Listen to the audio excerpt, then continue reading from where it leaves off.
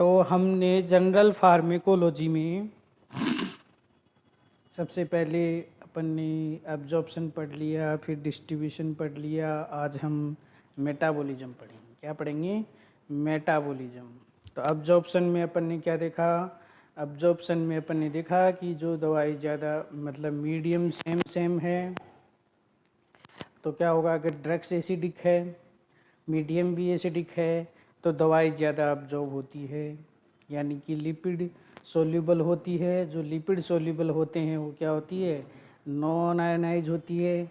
और जो आयनाइज होती हैं वो क्या होती हैं? आयंस में टूट जाती हैं, यानी कि वाटर सोल्यूबल्स।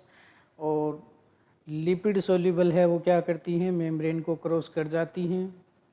तो मेम्ब्रेन को क्रॉस करके सिस्टमिक सर्कुलेशन में चली जाती हैं, उसे हम एब्जॉर्प्शन बोल रहे थे। फिर उसमें अपन ने बायोएबिलिटी देखी। बायोएबिलिटी है वो सबसे ज़्यादा किसकी थी? इंट्राविनस आईवी रूट से जब ड्रग्स देते हैं वो डायरेक्टली किस में चली जाती है? ब्लड में चली जाती है, लीवर में नहीं जाती है। लीवर में अगर कोई ड्रग्स जा रही है तो उसका फर्स्ट पाथ मेटाबॉलिज्म होगा। फर्स्ट पाथ मेटाबॉलिज्म होता है तो क्या होता है? जिस ड्रग्स का फर्स्ट पार्ट मेटाबॉलिज्म ज़्यादा होगा तो उस ड्रग्स का बायोएबिलिटी है वो क्या होगी? कम होगी, क्योंकि ज़्यादा टैक्स कटेगा तो क्या होगा? ब्लड में तो कम ही जाएगी। जिसका मेटाबॉलिज्म ज़्यादा हो गया लीवर में तो उसका क्या होगा? बायोएबिलिटी है वो क्या होगी? कम होगी।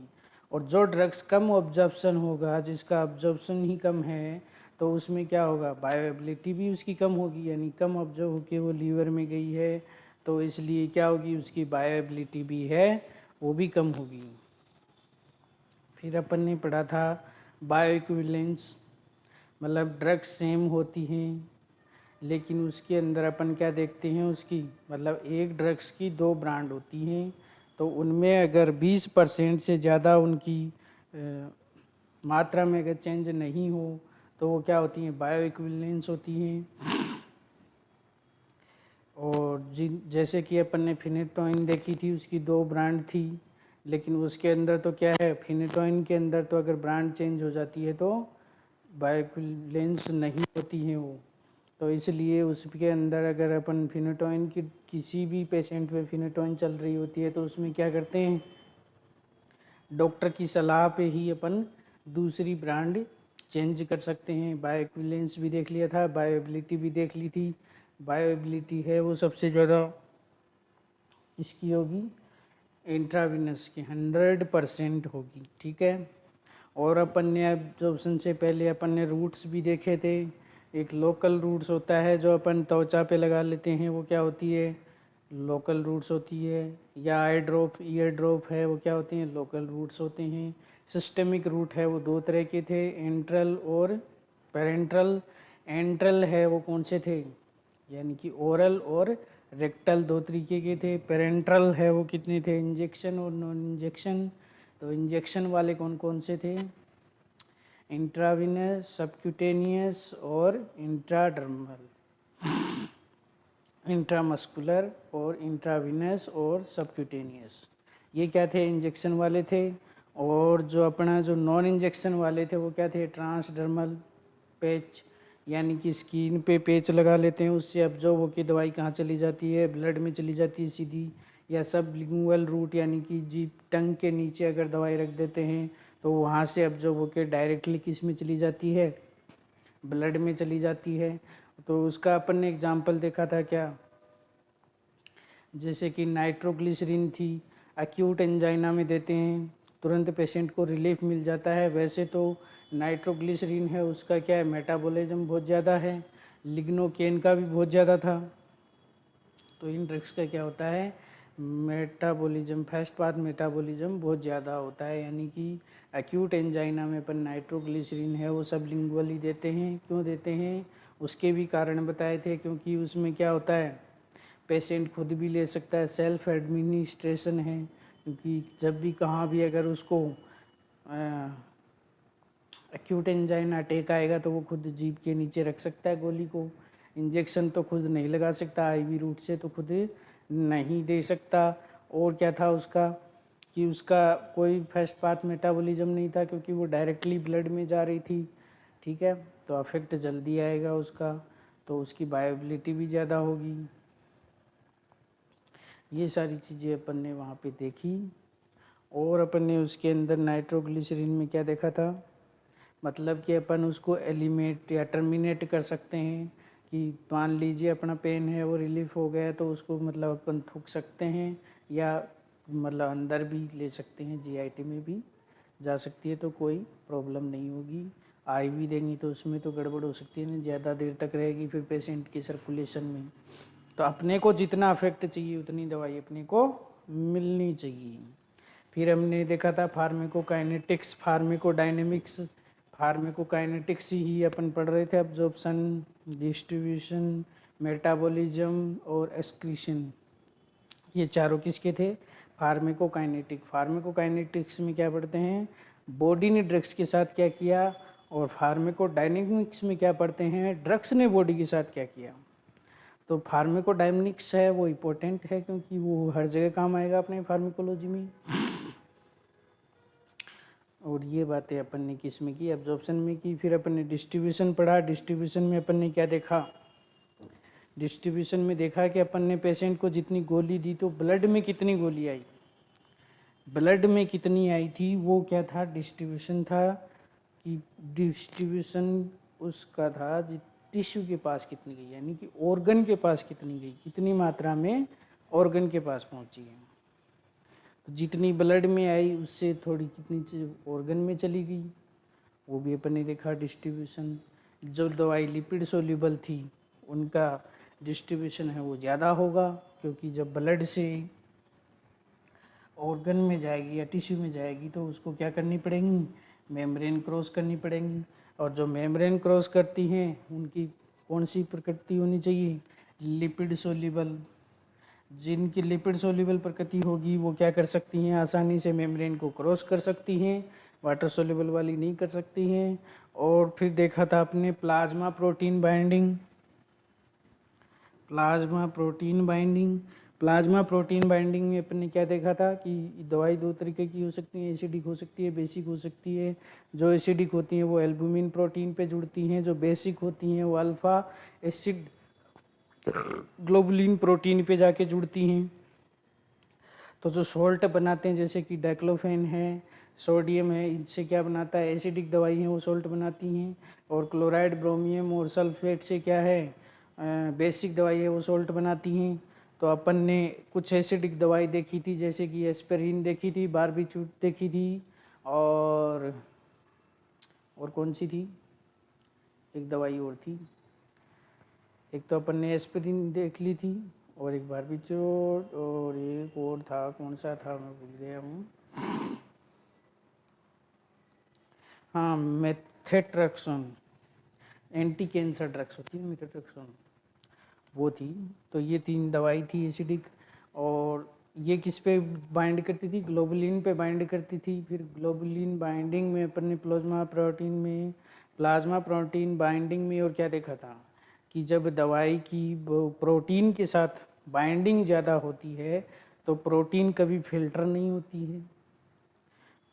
मतलब कि अगर कोई दवाई प्रोटीन से बाइंड हो जाएगी, मान लीजिए ये प्रोटीन का इतना बड़ा अणु है और इस पर अगर क्या ड्रग्स बाइंड हो जाएगी तो वो आसानी से क्रॉस नहीं कर सकती मेम्ब्रेन को, तो उसका डिस्ट्रीब्यूशन क्या है, कम हो जाएगा, ठीक है, डिस्ट्रीब्यूशन कम हो जाएगा। फिर अपन ने इसमें ही पढ़ा था डायलिसिस। तो अपन डायलिसिस में क्या करते हैं, प्रोटीन को डायलिसिस नहीं करते हैं, सिर्फ दवाई ड्रग्स है वो क्या हो जाती है, डायलिसिस कर लेते हैं उसको और वापस ब्लड पेशेंट को दे देते हैं। तो क्या होता क्या है कि जो प्रोटीन बाइंडिंग जो जिनकी ज़्यादा कैपेसिटी है उनमें डायलिसिस अफेक्टिव नहीं है। तो वो कौन कौन सी ड्रग्स थी जिनमें डायलिसिस अफेक्टिव नहीं था, एम्फेटामिन, विरापामिल, डिजोक्सिन और डाइजापाम, और कौन सा था, यही दवाई थी ना। और फिर अपने पास था कि जिनमें अफेक्टिव होता है वो कौन कौन सी हैं, जैसे कि लिथियम था, एस्पिरिन था और मिथेनॉल था। इनमें क्या होता है, डायलिसिस अफेक्टिव होता है। तो जिनकी प्लाज्मा प्रोटीन बाइंडिंग कैपेसिटी है वो ज़्यादा होगी, उनमें डायलिसिस इफेक्टिव नहीं होगा। फिर अपन ने देखा कि जो प्लाज्मा प्रोटीन बाइंडिंग है उनका ड्यूरेशन भी ज़्यादा होता है, यानी कि वो प्रोटीन से बाइंड रहती हैं, धीरे धीरे करके ब्लड में जाती रहती हैं, तो लंबे टाइम तक इस शरीर में यानी कि सर्कुलेटरी सिस्टम में पड़ी रहती हैं और उनका डिस्ट्रीब्यूशन कम होगा, ये अपन ने देख ही लिया। और एक अपन ने वो देखा था टर्मिनेशन नहीं, वो डिस्प्लेसमेंट, यानी कि दो ड्रग्स एक साथ दे दी, जैसे कि अपन ने देखा था वारफरीन है, वारफरीन की कैपेसिटी भी एल्बुमिन पे जुड़ने की है, यानी कि और उसी एल्बुमिन पे जुड़ने वाली मान लीजिए कोई व्यक्ति है, वो क्या है वारफरीन ले रहा है कई दिनों से, फिर उसको इन्फेक्शन हो गया तो अपन ने सल्फोनामाइड दे दी। सल्फोनामाइड अगर उसको देंगी तो सल्फोनामाइड की भी क्या होती है, maximum plasma protein binding capacity होती है, तो वो क्या करेगी, एक और वारफरीन के अणु को फ्री कर देती है, एक और मॉलिक्यूल को फ्री कर देगी, तो क्या होगा, वारफरीन की टॉक्सिसिटी हो जाएगी और इसे ही क्या कहते हैं, डिस्प्लेसमेंट कहते हैं। ठीक है, तो फिर अपन ने क्या देखा था, प्लाज्मा प्रोटीन बाइंडिंग के बाद में अपन ने वॉल्यूम डिस्ट्रीब्यूशन भी देखा था। वी डी बराबर क्या था, amount upon plasma concentration, amount upon plasma concentration, यही था ना वी का फॉर्मूला। ठीक है, अमाउंट कौन सी थी, जो ब्लड में आई है, जो ब्लड में आई थी वो अमाउंट होगी, इसलिए IV लिखा है। और प्लाज्मा कंसंट्रेशन अपन ने निकालनी देख ही ली थी। और फिर उसके बाद में अपन ने एक फॉर्मूला भी पढ़ा था, कौन सा, लोडिंग डोज वाला। लोडिंग डोज बराबर क्या था, volume distribution into target plasma concentration, target plasma concentration. और मल्टीपल लोड डोज के लिए क्या था, multiple dose clearance into target plasma concentration था। ठीक है, ये फॉर्मूले अपन ने देखे थे लास्ट में। क्लोरोक्विन ली थी, क्लोरोक्विन की क्या होती है, मैक्सिमम वॉल्यूम डिस्ट्रीब्यूशन होती है। मैक्सिमम वॉल्यूम डिस्ट्रीब्यूशन यानी कि जिस ऑर्गन वो सबसे ज़्यादा जो, इसीलिए उसकी भारी डोज दी जाती है मलेरिया में, है ना। और फिर अपन ने एक बैरियर वाला तो भूल ही गए अपन, बैरियर, बैरियर का भी तो पढ़ा था। बैरियर क्या करता है, जैसे कि अपन ने ब्रेन में देखा था CTZ एरिया, जिसमें क्या होता है, ड्रग्स को कोई बैरियर क्रॉस नहीं करना पड़ता है और आसानी से हर दवाई के क्या होते हैं, नोजिया, वो साइड इफ़ेक्ट होते हैं, वो क्या होते हैं, नोजिया वोमिटिंग होते हैं। एंटी इमेटिक और एंटी साइकेटिक्स जो ड्रग्स होती हैं उनमें नोजिया वोमिटिंग साइड इफ़ेक्ट नहीं होता है। एंटी साइकोटिक जैसे कि हेलोपेरिडोल है, उनमें क्या होता है, साइड इफेक्ट नोजिया और वोमिटिंग कॉमनली नहीं देखने, मोस्ट कॉमनली नहीं देखने को मिलते हैं। ठीक है, तो ये चीज़ें अपन ने अभी तक पढ़ ली थी। अब अपन पढ़ेंगे कुछ नई चीज़ें। कौन सी, अब अपन मेटाबॉलिज्म पढ़ेंगे। क्या पढ़ेंगे, मेटाबॉलिज्म।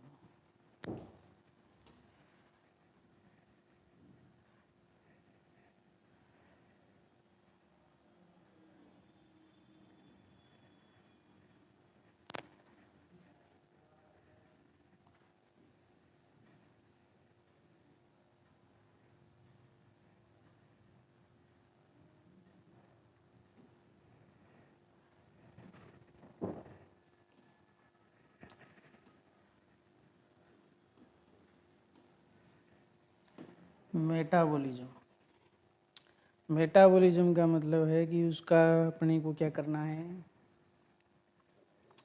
दवाई को वाटर सोल्यूबल बनाना है, यानी कि एक्शन ख़त्म करना है। कुल मिला के क्या है, एक्शन ख़त्म करना है।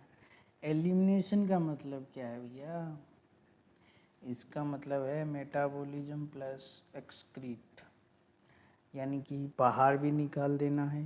बाहर निकाल के भी, बॉडी से बाहर निकाल देंगे तो एक्शन ख़त्म।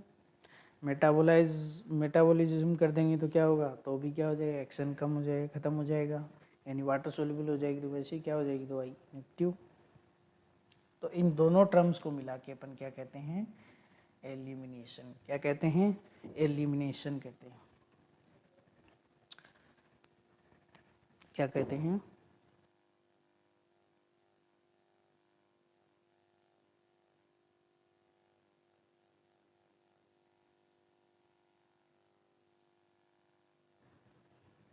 उन दोनों दवाइयों को मिला, दोनों मेटाबॉलिज्म और रेस्ट्रिक्शन को मिला के क्या कहते हैं, एलिमिनेशन कहते हैं। क्या कहते हैं, एलिमिनेशन कहते हैं।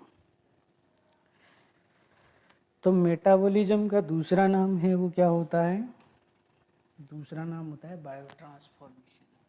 बायोट्रांसफॉर्मेशन मतलब कि एक रूप से दूसरे रूप में बदलना क्या कहलाता है, बायोट्रांसफॉर्मेशन कहलाता है।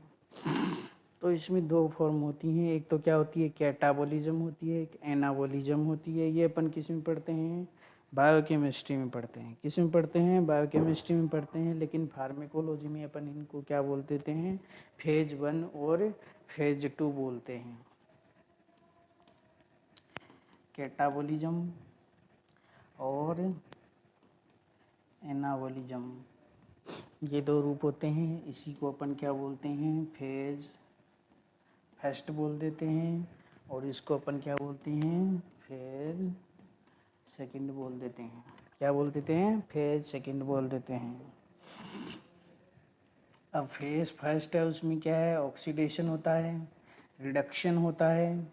क्या होता है, रिडक्शन होता है, ऑक्सीडेशन होता है और हाइड्रोलाइसिस होता है।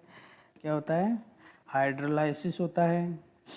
ऑक्सीडेशन, रिडक्शन, हाइड्रोलाइसिस और साइक्लिल डीएमिनेशन। क्या होता है, डीएमिनेशन भी होता है।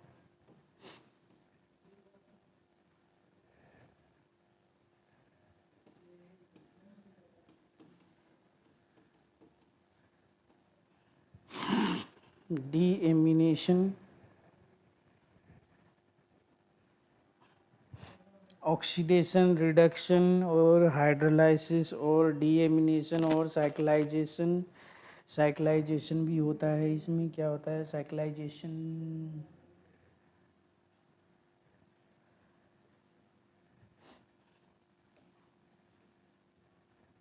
साइक्लाइजेशन, ऑक्सीडेशन होता है, रिडक्शन होता है, हाइड्रोलाइसिस होता है और डीएमिनेशन होता है और साइक्लाइजेशन होता है। ये सब चीज़ें किस में होती हैं, फेज फर्स्ट यानी कि कैटाबॉलिक में होती हैं। और जो फेज सेकंड है उसमें क्या क्या होता है, जो फेज सेकंड है इसके अंदर क्या क्या होगा, फेज सेकंड के अंदर होता है ग्लूकोरिनिडेज,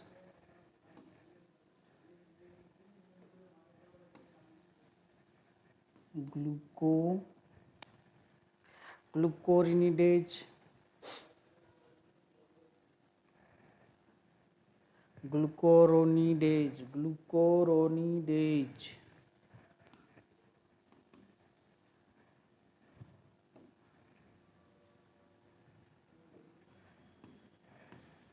फिर क्या होता है, ग्लूकोरोनिडेज के बाद में होता है ग्लूटाथायोन। क्या होता है, ग्लूटाथायोन।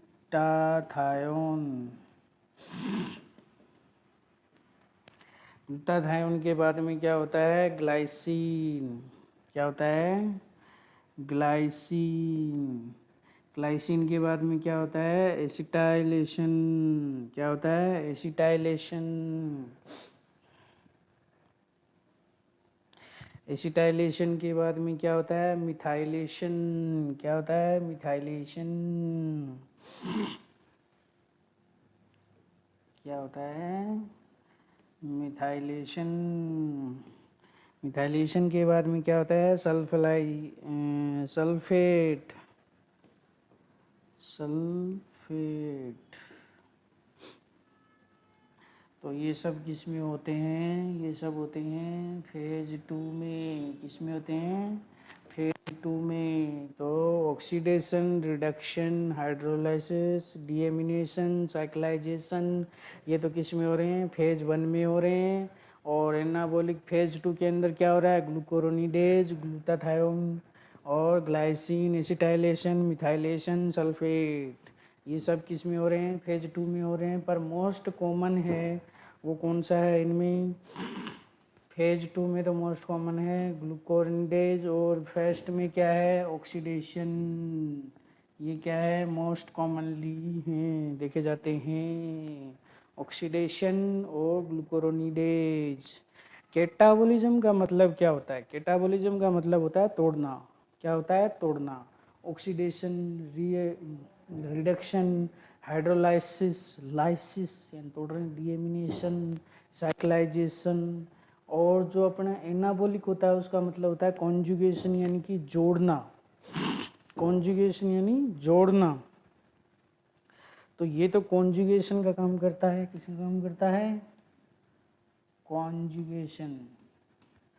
और ये किसका काम करता है, कैटाबॉलिक, ये तोड़ने का काम करता है। किसका काम करता है, तोड़ने का काम करता है। अब अपन ने कहा कि मेटाबॉलिज्म है, उसका मतलब ही ये है कि वाटर सोल्यूबल बनाना। ड्रग्स को क्या बनाना है, वाटर सोल्यूबल बनाना है। यानी कि अपन फेज 2 को अगर ड्रग्स से जोड़ देंगे तो ये क्या बन जाएगी, वाटर सोल्यूबल। तो फेस्ट क्या करेगा, झुंझुनिया बजाएगा। या फेस्ट है वो क्या करती है, जैसे कि आपको किसी पेपर पे कुछ चिपकाना है तो आप पहले क्या करते हो, फेविकोल लगाते हो। जो फेविकोल लगा रहे हो ना, वो भूमिका कौन निभा रहा है, फेज फेस्ट निभा रहा है। उसे क्या कहते हैं, फंक्शनल।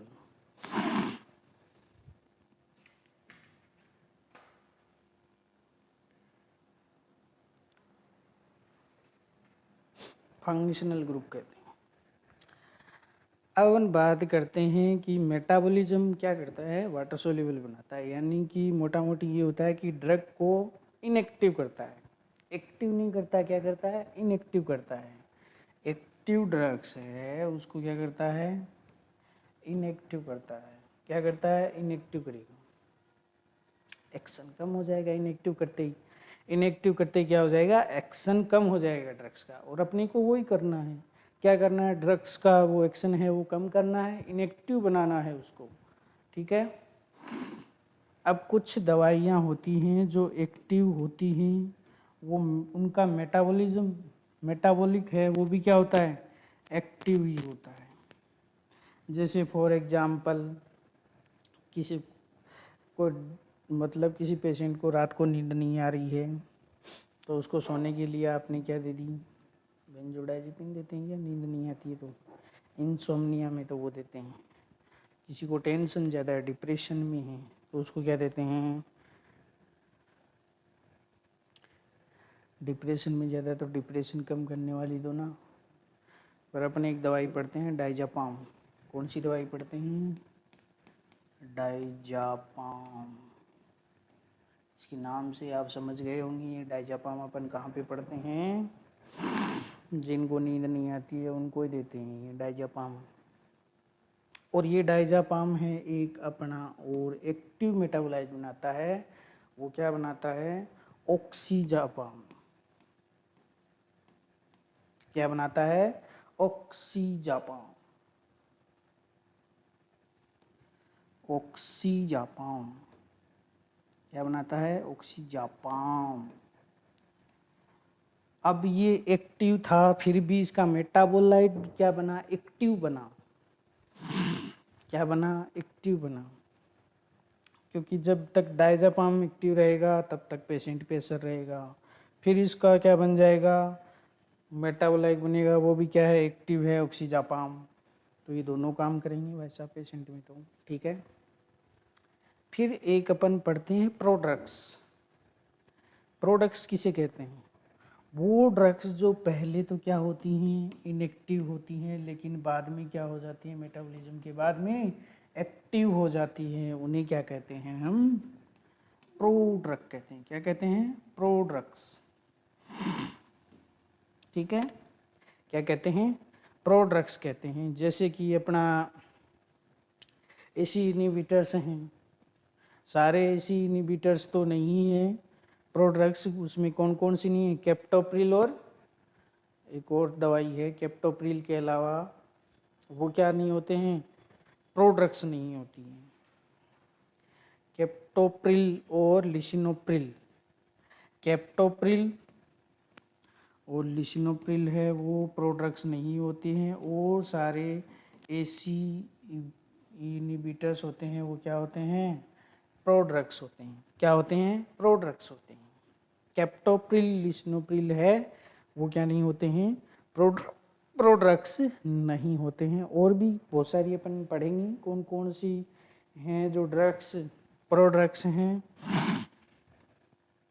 शुरुआत अपन ने कर दी है। सबसे पहले तो अपन ने एसी इनिबिटर्स हैं वो क्या हैं, प्रोड्रग्स हैं, एक्सेप्ट मैंने बता दिया है कौन कौन से हैं, कैप्टोप्रिल है और एक लिसिनोप्रिल है, ये दोनों क्या है, एक्सेप्शन हैं, ठीक है। और सारी जो जितनी भी एसी इनिबिटर्स हैं वो क्या होंगी, वो प्रोड्रग्स होंगी। और दूसरी है अपनी प्रोटॉन पंप इनिबिटर्स, ओमिप्राजोल वगैरह आती हैं, ये क्या होती हैं, ये प्रोड्रग्स होती हैं। फिर है एल्डोपा, एल्डोपा ये भी क्या है, प्रोड्रग्स है। मिनोक्सिडिल, मिनोक्सिडिल ये भी क्या है, प्रोड्रग्स है। मिनोक्सिडिल भी क्या है, प्रोड्रग्स है। और इसके बाद में क्या है, मिथाइल डोपा, मिथाइल डोपा ये भी क्या है, प्रोड्रग्स है। मिथाइल डोपा भी क्या है, प्रोड्रग्स है।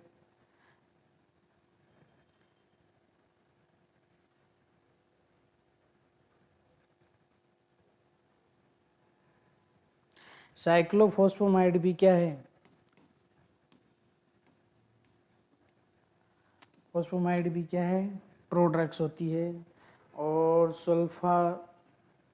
सुल्फालाजीन, सुल्फाजीन ये भी क्या होती है, प्रोड्रग्स होती है।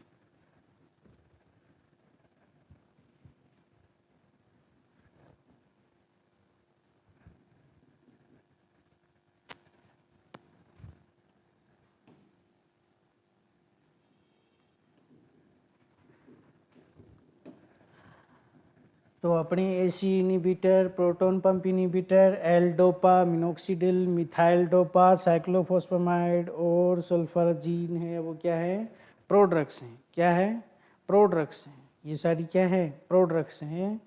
तो ये अपन प्रोड्रग्स होती हैं, ये सारी क्या होती हैं, प्रोड्रग्स होती हैं। साइक्लोफॉस्फेमाइड के अलावा कार्बिमाजोल भी क्या होती है, कार्बिमाजोल ये भी क्या है, एक प्रोड्रग्स है। कार्बिमाजोल भी क्या है, प्रोड्रग्स है। क्लोपिडोग्रिल भी क्या है, प्रोड्रग्स है। क्लोपिडोग्रिल ये भी क्या है, प्रोड्रग्स है। ये सारी दवाई है ना, अपन आगे दोबारा पढ़ेंगी। कार्बिमाजोल भी अपन थायराइड में पढ़ेंगी। क्लोपिडोग्रिल है वो एंटीक्लोटलेट होती है। साइक्लोफॉस्फेमाइड अपन एंटीबायोटिक में पढ़ेंगी। और एल डोपा भी अपन ने CNS विनस में पढ़ लेंगे। मिनोक्सिडिल भी पढ़ेंगे, मिथाइल डोपा भी पढ़ेंगे, प्रोटॉन पंप इनिबिटर्स भी पढ़ेंगे और एसी इनिबिटर्स भी पढ़ेंगे। तो टेंशन लेने की कोई बात नहीं है, सिर्फ ये याद रखना है प्रोड्रग्स कौन कौन सी हैं, AC inhibitors, proton pump inhibitors, L dopa, minoxidil, methyl dopa और साइक्लोफॉस्फेमाइड, कार्बिमाजोल और क्लोपिडोग्रिल और अपनी कौन सी थी, सल्फलाजीन। और बस इतनी सारी क्या हैं, ये प्रोड्रग्स हैं सर। क्या हैं, प्रोड्रग्स हैं। तो ये अपन ने बात कर ली अभी तक किस किस की, अपन ने बात कर ली मेटाबॉलिज्म शुरू किया था। मेटाबॉलिज्म क्या होता है, मेटाबॉलिज्म से अपन ड्रग्स का क्या कर सकते हैं, एक्शन कम कर सकते हैं, एक्शन एलिमिनेशन देखा था अपन ने। मेटाबॉलिज्म और उसका एक्सक्रीशन दोनों को क्या कहते हैं, एलिमिनेशन कहते हैं। मेटाबॉलिज्म से अपन क्या कर सकते हैं, दवाई का एक्शन कम कर सकते हैं। मेन पर्पस जो अपना मेटाबॉलिज्म का है वो दवाई को क्या बनाना है, वाटर सोल्यूबल बनाना है। मेटाबॉलिज्म का मतलब है बायो ट्रांसफॉर्मेशन भी बोलते हैं उसको, यानी कि एक रूप से दूसरे रूप में अपन उसको क्या करते हैं, दवाई को ट्रांसफर करते हैं। इससे क्या होता है, उसका एक्शन कम हो जाता है। फिर अपन क्या पढ़ते हैं कि उसमें दो फेज होती हैं, कैटाबॉलिक एनाबॉलिक, यानी कि अपन बायो फार्मेकोलॉजी में उनको फेज में कन्वर्ट कर देते हैं, फेज 1 फेज 2। फेज 1 में क्या था, ऑक्सीडेशन रिडक्शन हाइड्रोलाइसिस। हाइड्रोलाइसिस के बाद में क्या था, साइक्लाइजेशन। साइक्लाइजेशन के बाद में क्या था, डीएमिनेशन। और फिर अपना जो एनाबॉलिक था उसमें क्या था, एनाबॉलिक का मतलब होता है जोड़ना, कॉन्जुगेशन। और अपना जो कैटाबॉलिक होता है उसका मतलब क्या होता है, तोड़ना। तो जो अपना एनाबॉलिक है उसमें पहला था ग्लूकोनिडेज, और फिर था ग्लूकोथायोन, और फिर था अपना ग्लाइसिन, फिर था एसिटाइलेशन, मिथाइलेशन और सल्फेट। ये सब अपने उसमें पढ़ा। ऑक्सीडेशन मोस्ट कॉमन होता है फेज 1 में, और ग्लूकोरिनिडेज है वो सेकंड में क्या होता है, मोस्ट कॉमनली होता है। फेज 2 होती है वो ड्रग के साथ जुड़ के क्या करती है, ड्रग्स को वाटर सोल्यूबल बनाती है। फिर अपन ने देखा कि कुछ ड्रग्स ऐसी होती हैं जो उनके जो मेटाबोलाइज होते हैं वो भी एक्टिव होते हैं। खुद तो एक्टिव होते हैं, उनके मेटाबॉलिज्म है वो भी, मेटाबोलाइज है वो भी क्या होते हैं, एक्टिव होते हैं। जैसे कि डाइजापाम देखा था, डाइजापाम का ऑक्सीजापाम है वो क्या होता है, एक्टिव फॉर्म में होता है मेटाबोलाइज। और दवाई है वो मेटाबॉलिज्म के बाद में पहले एक्टिव होती है फिर इनएक्टिव हो जाती है। जो दवाई पहले इनएक्टिव होती हैं बाद में एक्टिव हो जाती हैं उनको कहते हैं, मेटाबॉलिज्म के बाद में एक्टिव होती हैं उनको कहते हैं प्रोड्रग्स। कुछ प्रोड्रग्स अपन ने देख ली, जैसे AC inhibitor, proton pump inhibitor, L dopa, methyl dopa और मिनॉक्सिडिल। और अपन ने देखा साइक्लोफॉस्फामाइड और कार्बिमाजोल और क्लोपिडोग्रिल और सल्फेनाजीन, और ये सारी दवाई अपन ने। मिनॉक्सिडिल है वो तो फेज 2 में एक्टिव होती है, ठीक है। और सारी तो क्या हो जाती हैं, फर्स्ट में एक्टिव हो जाती हैं, लेकिन मिनॉक्सिडिल है वो 2 में एक्टिव होती है, ये ध्यान रखना। मिनॉक्सिडिल के लिए एक बात, मिनॉक्सिडिल है वो किसमें, 2 में एक्टिव होती है। अब अपन पढ़ेंगे जो फंक्शनल ग्रुप, जो मैंने बताया था कि फर्स्ट क्या करता है, सेकंड क्या करता है। फर्स्ट सेकंड तो क्या करता है, दवाई के साथ, ड्रग्स के साथ मिलके क्या कर लेता है, बॉन्ड बना लेता है, उसको वाटर सोल्यूबल बना देता है। फर्स्ट है वो फेविकोल का काम कर रहा था ना जो चिपकाने के लिए, तो उसको क्या बोलते हैं अपन, फंक्शनल ग्रुप। क्या बोलते हैं, फंक्शनल ग्रुप होता है।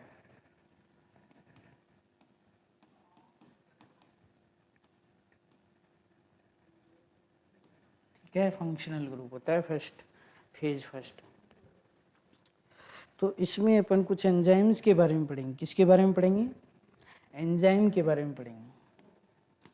एंजाइम के बारे में पढ़ेंगे। एंजाइम है वो 2 तरीके के होते हैं, एक तो माइक्रोसोमल होते हैं, एक नॉन माइक्रोसोमल होते हैं।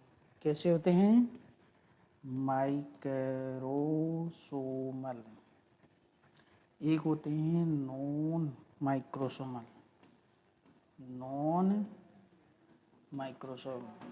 ठीक है, ये माइक्रोसोमल का मतलब क्या है, माइक्रोसोमल इसका मतलब समझ लेते हैं अपन। ब्लैक ही रेड कैसे चल रहा है,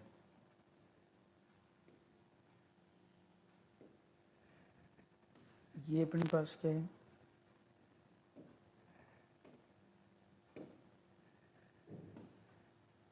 ये अपने पास एक सेल है। सेल के अंदर क्या होता है, न्यूक्लियस होता है, माइटोकॉन्ड्रिया होता है, और ये क्या है अपनी SER, सरफेस एंडोथेलियम रेटिकुलम।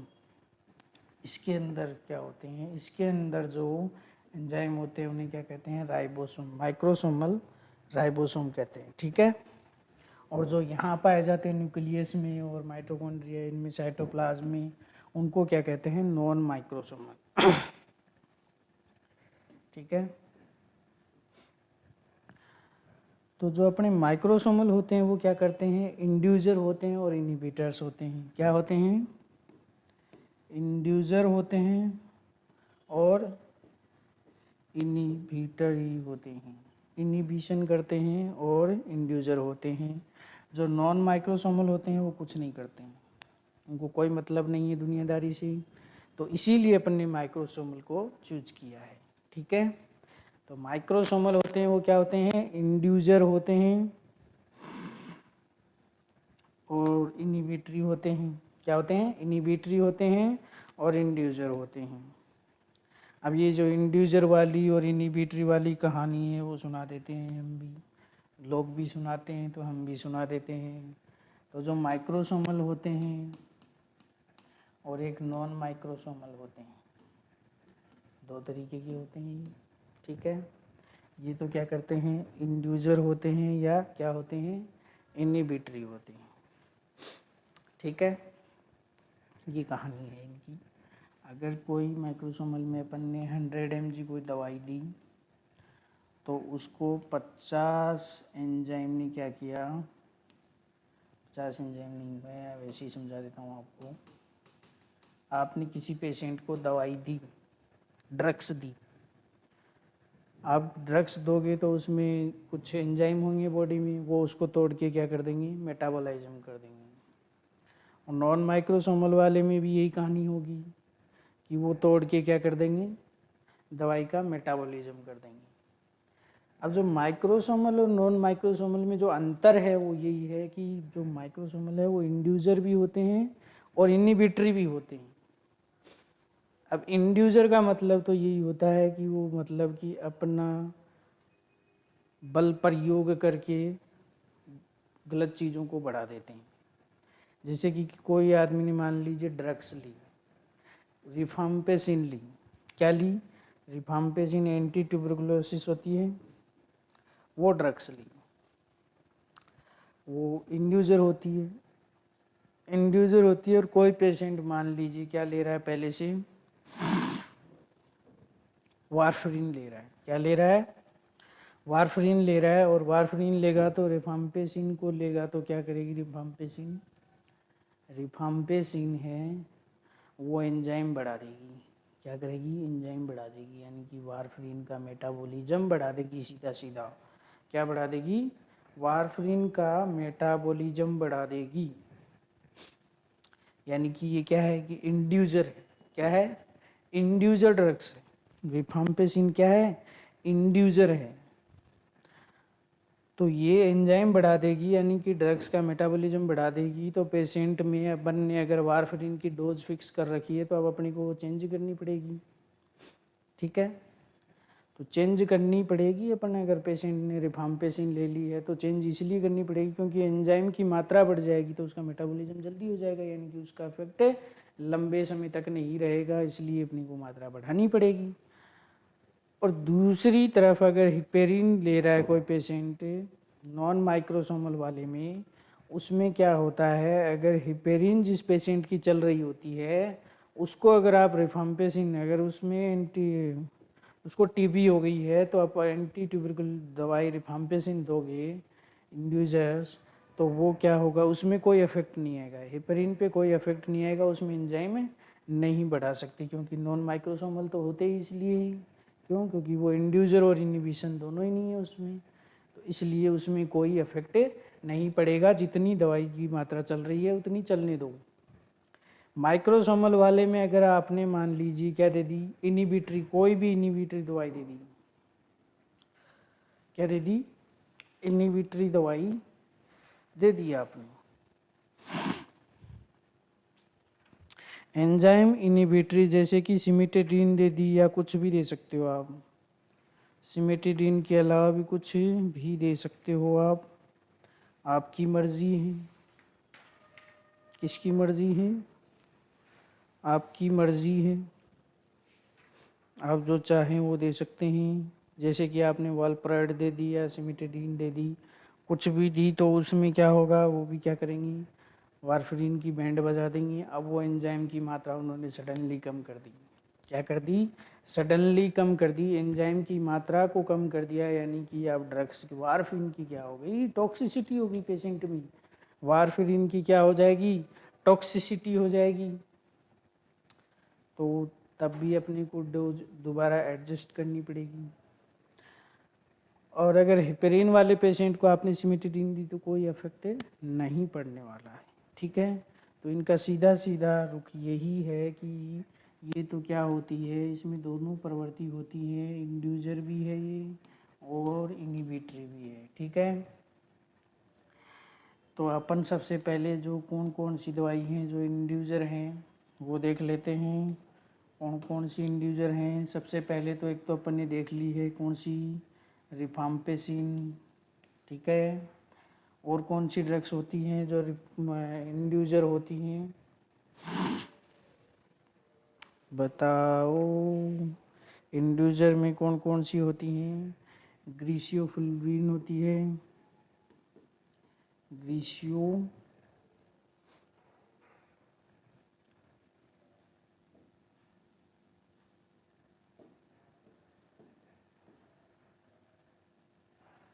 ग्रीसियोफुल्विन,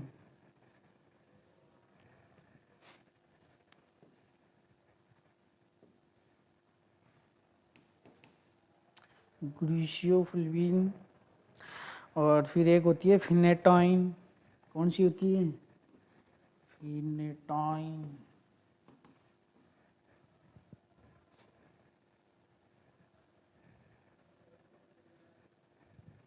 फिनेटॉइन।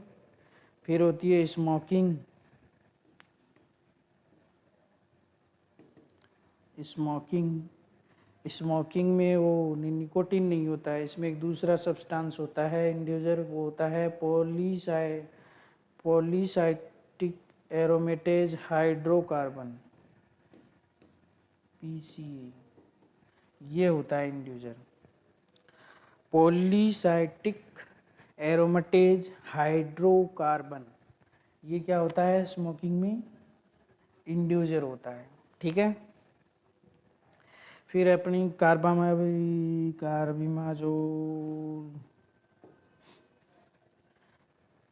फिर अपनी फिनोबार्बिटोन, कौन सी है, फिनोबार्बिटोन,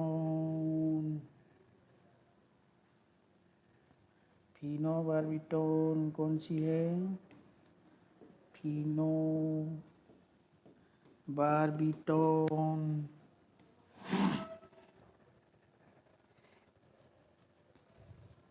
ये तो अपनी हो गई कौन कौन सी एंजाइम इंड्यूसर, क्या है ये, एंजाइम इंड्यूसर हैं। कौन कौन सी है, फिनेटॉइन है, रिफाम्पेसिन है, ग्रीसियोफल्विन है, स्मोकिंग है, कार्बामाजोल है और फिनोबार्बिटोन है। ये सारी क्या है, इंड्यूसर हैं। अब अपन पढ़ लेते हैं जो इनहिबिटरी होती हैं वो कौन कौन सी होती हैं। ज़्यादातर तो कौन कौन सी होती हैं, एंटीबायोटिक ही होती हैं। पर अपन सबसे पहले इसमें एक तो पढ़ी थी अभी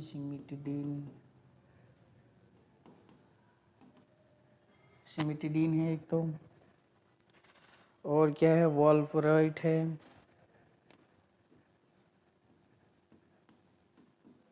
वॉल्पराइट,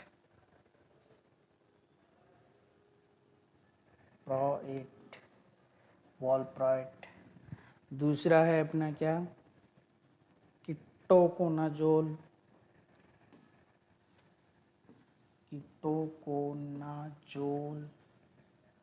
कीटोकोनाजोल भी है इसमें, सिमिटिडीन भी है इसमें, और क्या है, इरिथ्रोमाइसिन भी है, क्या है, इरिथ्रोमाइसिन, इरिथ्रोमाइसिन भी है, और क्या है, आइसोनाइजाइड भी है। ज़्यादातर एंटी एपिलेप्टिक ड्रग्स है वो किस में है, इंड्यूसर में है। एक वॉल्पराइट को छोड़ के यही यहाँ से क्वेश्चन बनेगा बेटा, जो वॉल्पराइट है वो क्या है, इनहिबिटरी होती है। कौन सी एंटी एपिलेप्टिक ड्रग्स है जो कि इनहिबिटरी है, वॉल्पराइट है। और कौन सी ऐसी एंटीबायोटिक है जो क्या है, इंड्यूसर है। तो दो है ना, एक तो ग्रीसियोफुल्विन है और एक क्या है, अरे एक रिफाम्पेसिन है। ये दो एंटीबायोटिक है वो क्या है, इंड्यूजर हैं। ज़्यादातर एंटीबायोटिक इसमें क्या है, देखो इसमें सिप्रोफ्लॉक्सिन भी भूल गए हैं हम, सिप्रोफ्लॉक्सिन, ठीक है। सिप्रोफ्लॉक्सिन भी क्या है, एंजाइम इनिबिटरी है। क्या है, एंजाइम इनिबिटरी है। तो इसमें सबसे ज़्यादा एंटीबायोटिक्स हैं वो क्या है, इनिबिटरी हैं। और 2 एंटीबायोटिक्स हैं जो रिफाम्पेसिन है, ग्रीसियोफिल्विन है, ये क्या है, इंड्यूजर हैं। तो इनको याद रखना है, किसको, ग्रीसियोफिल्विन और रिफाम्पेसिन को याद रखना है, क्योंकि ये क्या है, एंजाइम इंड्यूजर हैं। और इधर क्या याद रखना है, enzyme inhibitory valproate anti epileptic drugs है। वो कौन सी है, वॉल्प्राइट है, जो एक अकेली क्या है, एंजाइम इनिबिटरी है। अब अपन कुछ एंजाइमों के बारे में आगे और पढ़ लेते हैं। जैसे आपने देखा ही होगा, क्या देखा होगा, CYP सुना होगा। इसको क्या बोलते हैं, साइटोक्रोम P45।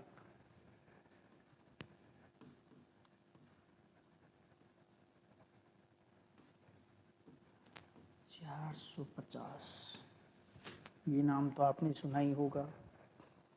अब माइक्रोसोमल है, ये तो अभी अभी पढ़ के आए हैं। इसमें फेज 1 में तो फेज 1 को एक्टिव कौन करता है, और फेज 2, तो मैं बता दूं आपको, फेज 1 तो साइटोक्रोम P54 से ही होती है, लेकिन 2 है वो किससे होती है, ग्लूकोरिनीडेज ओनली, ठीक है। नॉट फेज 2 के जो सारे हैं वो नहीं होते हैं, ओनली ग्लूकोरिनीडेज है वो ही होता है इसमें। और ये किससे ट्रांसफ़र होता है, ग्लूकोनिडेज ट्रांसफर, ठीक है। तो फेज फर्स्ट के हैं वो किससे एक्टिव होंगे, साइटोक्रोम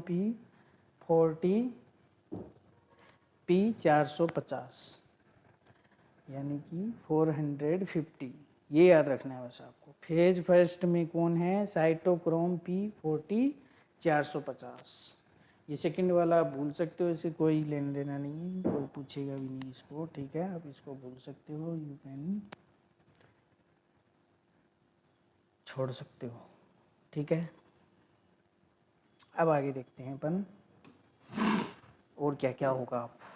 अब अपने पास एक एंजाइम है, तो CYP है, क्या मेटाबॉलिज्म ही करते हैं, मेटाबॉलिज्म ही थोड़ी ना करते हैं, ये और कुछ भी करते हैं। ये बाइल एसिड भी बनाते हैं, क्या बनाते हैं, बाइल एसिड बनाएंगे, और क्या बनाएंगे, स्टेरॉयड बनाते हैं, क्या बनाते हैं, स्टेरॉयड बनाते हैं ये, और बाइल एसिड भी बनाते हैं।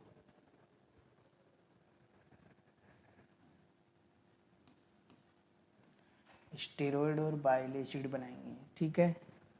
और दूसरा तो अपन जानते ही हैं कि ये मेटाबॉलिज्म तो ये करते ही करते हैं, लेकिन ये क्या बनाएंगे साथ में, स्टेरॉयड भी बनाएंगे। क्या बनाएंगे, स्टेरॉयड भी बनाएंगे, बाइल एसिड भी बनाएंगे और स्टेरॉयड भी बनाएंगे। बाइल एसिड और स्टेरॉयड बनाएंगे। फिर अपन इसमें साइटोक्रोम जो P450 है वो क्या दर्शाता है, इससे क्या होता है, पिगमेंटेशन होता है। क्या होता है, पिगमेंटेशन होता है।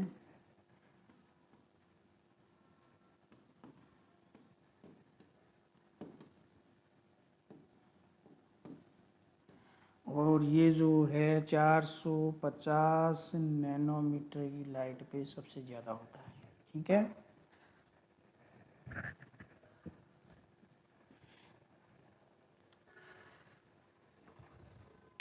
अब जो अपने पास एक एंजाइम है वो है, सबसे पहला अपने पास जो एंजाइम है CYP3A4, ये सबसे ज़्यादा पढ़ेंगे अपन, सबसे ज़्यादा बात करेंगे CYP3A4। जो 3 है वो तो किसको दर्शाता है, फैमिली को दर्शाता है इसकी,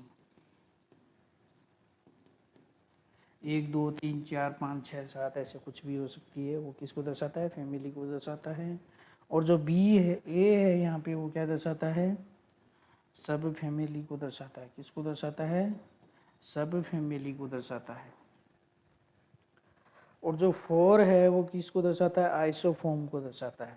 किसको दर्शाता है, आइसोफॉर्म। और जो 4 के बाद में .1 लगता है, ये किसको दर्शाता है, ये जीन को दर्शाता है। किसको दर्शाता है, जीन को दर्शाता है।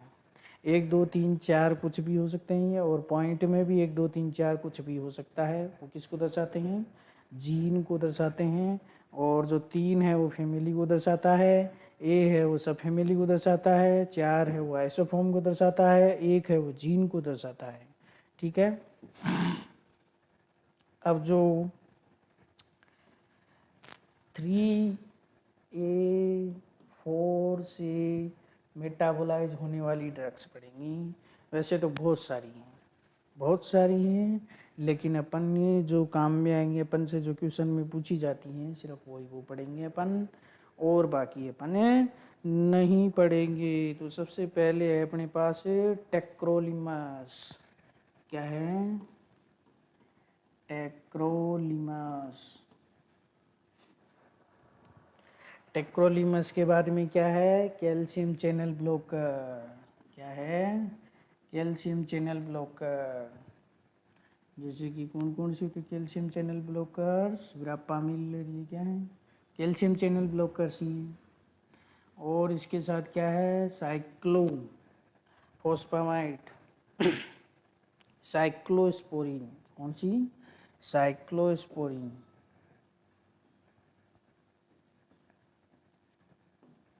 साइक्लोस्पोरिन है, वो भी क्या है, 3A4 से मेटाबोलाइज्म होती हैं। और स्टेटिन है, वो भी किससे होते हैं, ये भी 3A4 से ही इनिबिट मेटाबोलाइज होते हैं। और कैट ड्रग्स होती हैं, जैसे कि सिस्पेरिड, सिस्पेराइड, सीसा पेराइड है, सीसा, सीसा पेराइड।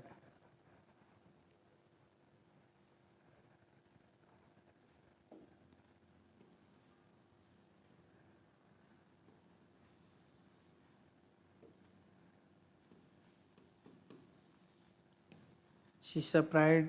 और क्या होती है, एस्टिमाजोल।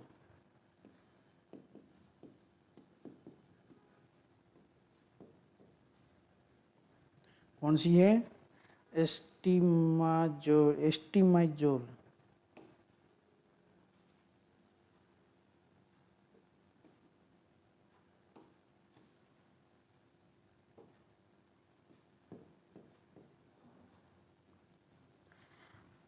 और लास्ट है वो है टर्फेंडाइन, टर्फेनाडीन।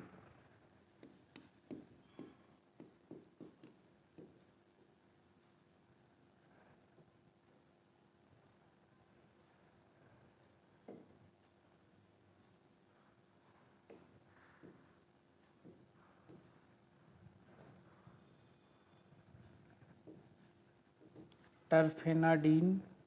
और ये सब क्या हैं, सिस्पेराडीन और एस्टिमिजोल और टर्फेंडाइन, ये क्या है, ब्लॉक कर दी गई हैं। क्यों, आजकल यूज क्यों नहीं करते हैं, क्योंकि ये क्यूटी प्रोलॉन्गेशन करती हैं। क्या करती हैं, क्यूटी प्रोलॉन्गेशन करती हैं, इसलिए इनको बैन कर दिया गया है। और ये है वो क्या है अपना, और कौन सी दवाई हैं, एमिडेरोन। एमियोडेरोन है इस कैटेगरी की एंटी एरिथमिक ड्रग्स, और बाकी हैं वो क्या करती हैं, दूसरे एंजाइम से इनहिबिट होती हैं। ये एमियोडेरोन अकेली है वो 3A4 से क्या होती है, मेटाबोलाइज्म होती है। 3A से क्या होती है, मेटाबोलिज्म होती है। और जिनके भी लास्ट में नावीर आता है, नावीर, इंडा नावीर, प्रोटीएज इनहिबिटर्स होती है ना, जिनके भी लास्ट में क्या आता है, नावीर, नाविर, क्या आता है? नाविर, नाविर, नाविर्स होती हैं वो क्या होती हैं? प्रोटीएज इनहिबिटर्स होती हैं, ठीक है। तो ये सब हैं वो क्या होती हैं? 3A4 से इनहिबिटर होती हैं, टेक्रोलिम से और लिम्बस और कैल्शियम चैनल ब्लॉकर, साइक्लोस्पोरिन और स्टेटिन जो कैट ड्रग्स हैं जैसे कि सिसाप्राइड और एसिटिमिजोल और टर्फेंडाइन, ये क्या होती हैं? कैट ड्रग्स होती हैं। और ये 3A4 से मेटाबॉलिज्म होती है, इनसे क्यूटी प्रोलोंगेशन होता है, इसलिए इनको क्या कर दिया गया है? मार्केट में बैन कर दिया गया है। और एमियाडेरोन है एंटी एरिथमिक जो कि क्या होती है? 3A4 से मेटाबॉलिज्म होती है, और सारी बाकी दवाई है वो अलग एंजाइम से क्या होती है? मेटाबॉलिज्म होती है। नाविर जिस भी ड्रग्स के लास्ट में आता है वो क्या होती हैं? 3A4 से मेटाबॉलिज्म होती हैं, जैसे कि इंडावीर है वो क्या है? Protease inhibitors. तो ये सब क्या है? 3A4 से इनहिबिट होने वाली दवाई है। अब 3A के अलावा और कौन कौन से एंजाइम हैं वो देख लेते हैं। अपन ने 3A4 तो अपन ने देख लिया है, इसके अलावा है वो 2D6 भी होता है। क्या होता है? 2D6 होता है, एक 2C9 भी होता है, और एक और क्या होता है? 2C9 के अलावा 2C19 ये होते हैं, और 1A1A12 ये भी होती हैं। तो जो मैक्सिमम वेरिएशन जो देखने को मिलता है वो तो किस में देखने को मिलता है? 2D6 में।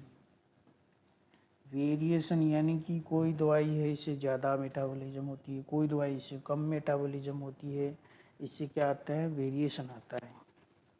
और सब मिनिमम वेरिएशन किस में है? वो 3A4 में। इसमें क्या है? मिनिमम है। और ज़्यादातर दवाइयाँ हैं वो किससे मेटाबॉलिज्म होती हैं? 3A4 से ही क्या होती हैं? मेटाबॉलिज्म होती हैं। यानी कि मैक्सिमम ड्रग्स है वो क्या होती हैं? 3A4 से मेटाबॉलिज्म होती हैं। 2D6 है वो क्या होता है? सबसे ज़्यादा वेरिएशन होते हैं उसमें, सबसे ज़्यादा वेरिएशन होते हैं, किसी को ज़्यादा कर देता है, किसी को कम मेटाबोलाइज कर देता है। तो ये चीज़ अपन ने देख ली। अब अपन ने 3A4 तो अपन ने पढ़ लिया है। अब देखते हैं 2D6। कौन सा? 2D6। 2D6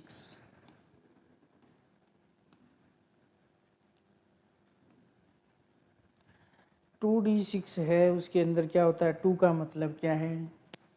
अपना ABCD में बी आता है तो बीटा ब्लॉकर्स। क्या है ये? बीटा ब्लॉकर्स है। डी का मतलब क्या है? डिप्रेशन। डिप्रेशन वाले आदमी को देती हैं, डिप्रेशन वाले को क्या देते हैं? Tetracycline, anti depression, SSRI, serotonin reuptake inhibitory, SNRI, ये देते हैं अपन डिप्रेशन वाले को। और 6 है उसका मतलब क्या है? अरिदमिया। क्या है? अरिदमिया। 6 सेक्स जैसा है, तो एंटी अरिदमिक सेक्स करते हैं तो क्या होता है? हार्ट की हार्ट बीट है वो क्या हो जाती है? बढ़ जाती है, यानी कि रिदमिया हो जाता है। एक ही एक्सेप्शन है इसमें, वो अभी मैंने पीछे बताया था आपको। कौन सा एक्सेप्शन है? ये रहा, एमियोडेरोन। एमियोडेरोन है वो क्या है? एक्सेप्शन है। एमियोडेरोन क्या है? एक्सेप्शन है एक, ठीक है। और सारी एंटी एरिथमिक ड्रग्स होती हैं वो 2D6 से मेटाबॉलिज्म होती हैं। एक एमियोडेरोन है जो 3A4 से मेटाबॉलिज्म होती है। तो बीटा ब्लॉकर्स किससे होती हैं मेटाबॉलिज्म? 2D6।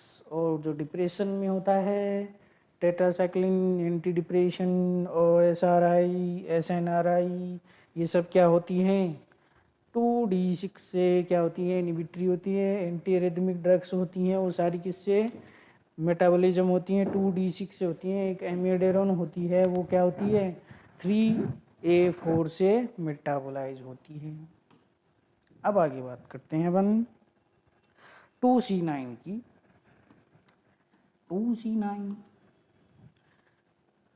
2C9 है तो इसमें जो C आ रहा है वो किसको प्रदर्शित करता है, क्लॉटिंग। तो क्लॉटिंग के लिए अपन क्या देते हैं, एंटी क्लॉटिंग ड्रग्स देते हैं, जैसे कि वारफेरिन। क्या देते हैं, वारफेरिन। और जो 9 है उसका मतलब क्या है, फिनेटाइन। क्या है,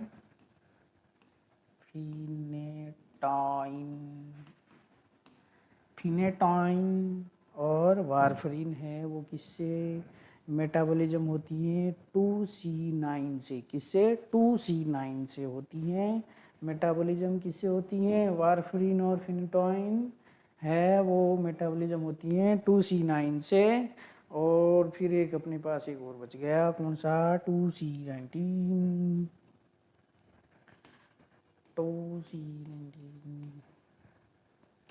इसके अंदर कौन कौन सी ड्रग्स आती हैं, इसमें भी कौन सी आती हैं, इसमें ड्रग्स आती है एंटी थ्रोम्बोलिटिक ड्रग्स, जैसे कि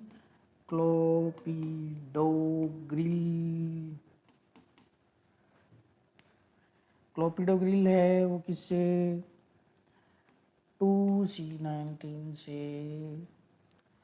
एक्टिव हो जाती है।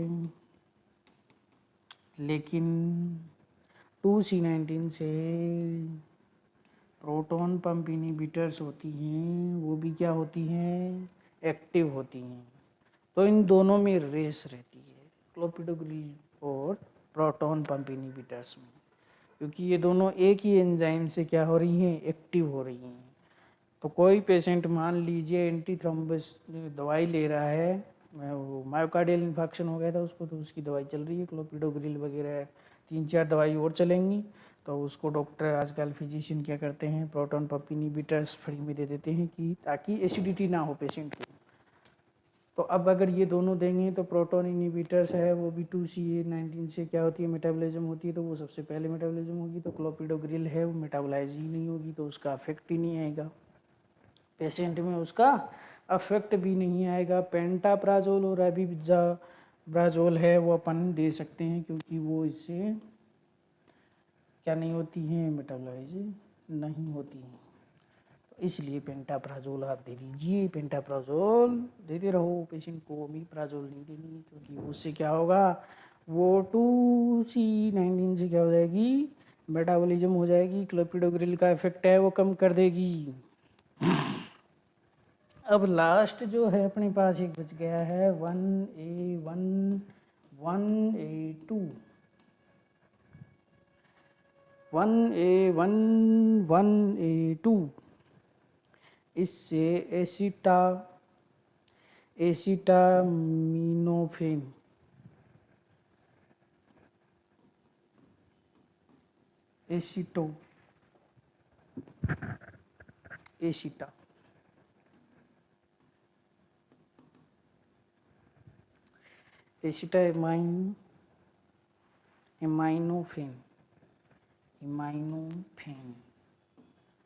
एसिटामिनोफेन यानी कि पैरासीटामोल का सॉल्ट है ये।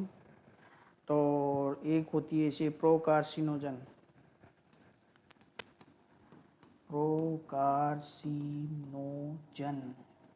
यानी कि प्रोकार्सिनोजन है वो तो कैंसर नहीं करता है, लेकिन जो कार्सिनोजन बन जाता है वो क्या करता है, कैंसर करता है। और ये किससे मेटाबॉलिज्म होता है, ये 1A1 और 2 दोनों से होता है, 1 से भी होता है और 2 से भी होता है, दोनों से मेटाबॉलिज्म होकर क्या करता है, कार्सिनोजन बनाता है। और स्मोकिंग में भी यही होती हैं, तो स्मोकिंग से भी क्या होता है, ये भी इसको स्टिमुलेट करता है, ये भी कार्सिनोजन बनाता है। तो ये दोनों चीज़ें आपको ध्यान में रखनी है। कार्सिनोजन है वो क्या करते हैं, कैंसर करते हैं, बाकी जो भी हैं वो क्या नहीं करते हैं, कैंसर नहीं करते हैं, प्रो कार्सिनोजन है वो कैंसर नहीं करता है। तो आज हमने जो पढ़ा था, क्या पढ़ा? आज हमने शुरू किया था मेटाबॉलिज्म। सबसे पहले मेटाबॉलिज्म में हमने शुरुआत की थी एलिमिनेशन। एलिमिनेशन का मतलब होता है ड्रग्स का एक्शन कम करना है। एलिमिनेट यानी कि मेटाबॉलिज्म करके भी ड्रग्स का एक्शन कम कर सकते हैं, एक्सक्रीट करके भी अपन ड्रग्स का एक्शन कम कर सकते हैं। तो ये दोनों चीज़ें हैं, उनको अपन क्या बोलते हैं? मेटाबॉलिज्म और एक्सक्रीशन को एलिमिनेशन बोलते हैं। ठीक है। फिर हमने बताया कि जो मेटाबॉलिज्म है उसका दूसरा नाम है बायोट्रांसफर, यानी कि एक रूप से दूसरे रूप में बदल देता है दवाई को। तो जो मेटाबॉलिज्म है वो दो प्रोसेस हैं, कैटाबॉलिज्म और एनाबॉलिज्म। कैटाबॉलिज्म का मतलब होता है तोड़ना, एनाबॉलिज्म का मतलब होता है कॉन्जुगेशन यानी कि जोड़ना। तो अपन इनको फार्मेकोलॉजी में फेज 1 फेज 2 में डिवाइड करते हैं। फेज 1 में ऑक्सीडेशन होता है, रिडक्शन होता है और हाइड्रोलाइसिस होता है सॉरी, और साइक्लाइजेशन होता है, डीएमिनेशन होता है। ये सब क्या होते हैं? फेज 1 में होते हैं। ऑक्सीडेशन होता है वो क्या होता है? मोस्ट कॉमनली होता है।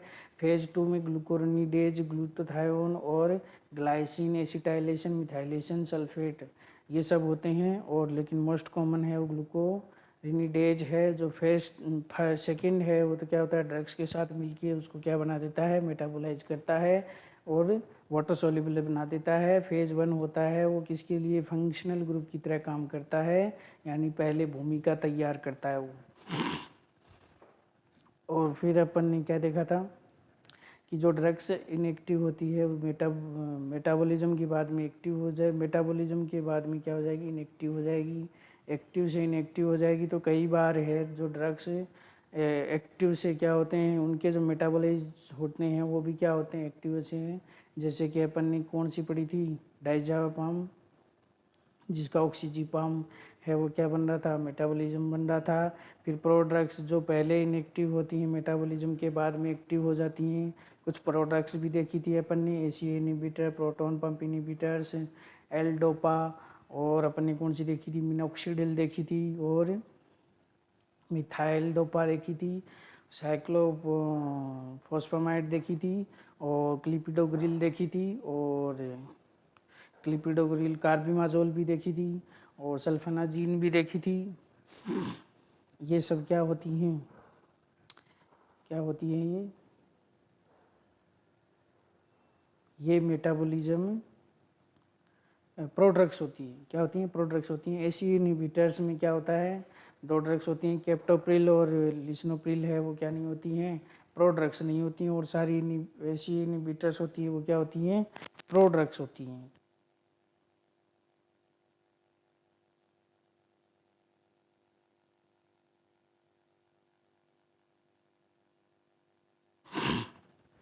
तो उसके बाद में अपन ने क्या देखा था? कुछ एंजाइम की बारे में बात की थी। एंजाइम में जैसे कि माइक्रोसोमल और नॉन माइक्रोसोमल। जो माइक्रोसोमल होते हैं वो तो क्या होते हैं? स्मूथ एंडोप्लाज्मिक रेटिकुलम में होते हैं। और नॉन माइक्रोसोमल होते हैं वो सेल के न्यूक्लियस, माइटोकॉन्ड्रिया, साइटोप्लाज्म में पाए जाते हैं। नॉन माइक्रोसोमल है वो तो क्या करते हैं? ना इंड्यूजर होते हैं ना इनिबिटरी होते हैं, कोई नहीं होता है। लेकिन माइक्रोसोमल होते हैं वो इंड्यूजर होते हैं और इनिबिटरी होते हैं। तो कौन कौन से इंड्यूजर हैं, कौन कौन से इनिबिटरी हैं? तो अपन ने बात की थी जो इनिबिटरी हैं वो तो है वोल्पाराइड है, टेकोनाजोल है, सिप्रोफ्लॉक्सिन है, एरिथ्रोमाइसिन है, आइसोनाइजाइड है, सिमेटिडीन है। ये सब क्या है? इनिबिटरी हैं। और इंड्यूजर है वो कौन कौन से हैं? फिनेटोइन है, रिफाम्पेसिन है, स्मोकिंग भी है।